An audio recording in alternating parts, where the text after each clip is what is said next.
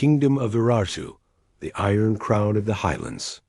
The untold story history was never meant to remember.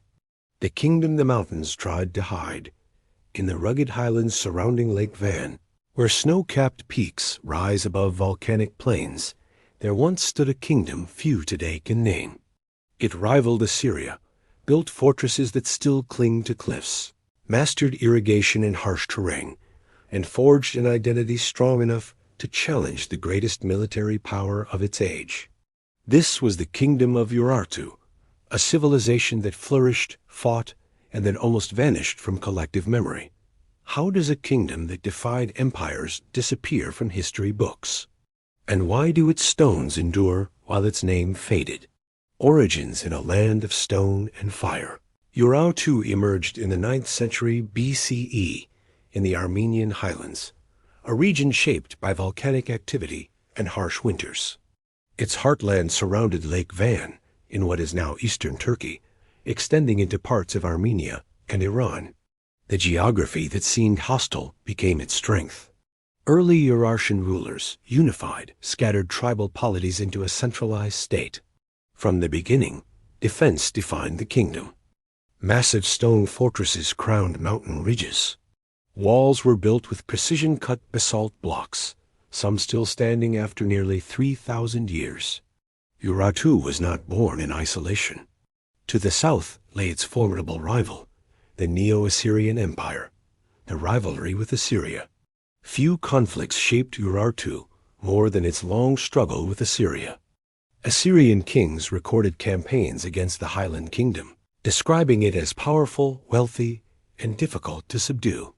The very fact that Assyria, one of the most militarized empires in history, saw Urartu as a major threat speaks volumes.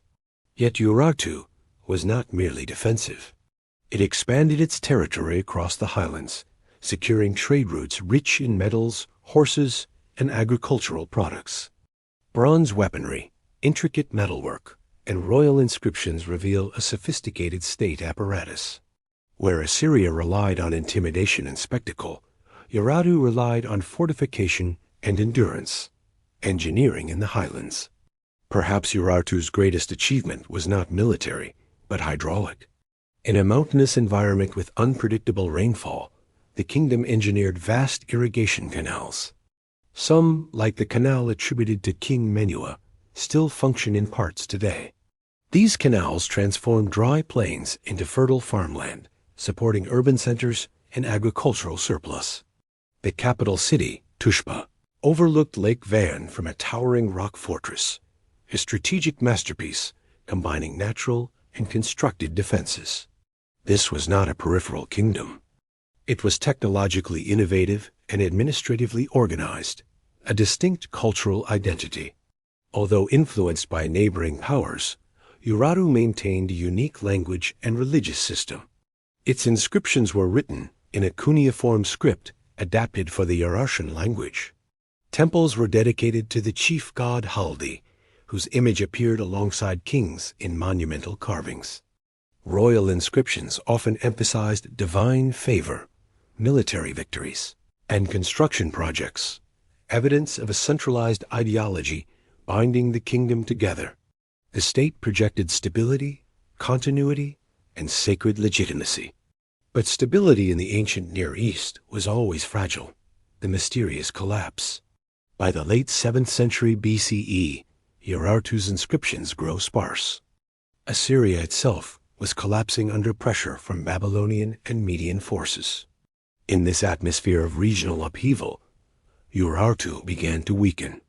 Archaeological layers show signs of destruction in several fortresses. Scholars debate the cause: invasion by nomadic groups such as the Cimmerians or Scythians, internal fragmentation, economic disruption, or conquest by the expanding Medes. Unlike empires that leave detailed accounts of their final days, Urartu offers silence. There is no dramatic inscription describing its fall. No final king's lament carved in stone. The kingdom simply fades from written history. Absorption, not erasure. Though Urartu disappeared as a political entity, its cultural and demographic legacy likely survived. Many scholars believe it contributed to the formation of later Armenian identity. Linguistic and archaeological continuities suggest transformation rather than annihilation. Fortresses once marked by Urartian kings were reused by successor states.